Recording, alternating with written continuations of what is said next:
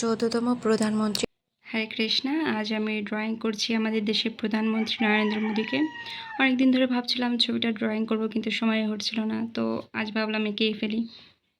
আজ যেহেতু নরেন্দ্র মোদীর ছবিটা এঁকেছি, তো তার সম্পর্কে কিছু কথা জেনে নিই। নরেন্দ্র মোদীর সম্পূর্ণ নাম ছিল নরেন্দ্র দামোদর দাস মোদী। তার জন্ম হয় 1950 সালে গুজরাটের একটি নিম্নবিত্ত পরিবারে। মোদীজির ছিল 5 ভাই 1 বোন, তিনি ছিলেন তাদের মধ্যে তৃতীয়। তার প্রথম জীবনে তিনি চা বিক্রি করতেন তার বাবার সঙ্গে। পরবর্তীতে তিনি নিজেও একটা চার দোকান খোলেন। এরপর তিনি 2014 সালে প্রধানমন্ত্রীর পদে আসেন। তিনি ভারতের 14তম প্রধানমন্ত্রী। এর আগে আমি কখনো সাদা কালারের চুল বা দাড়ি কোনোটাই করিনি, এই প্রথম করেছি।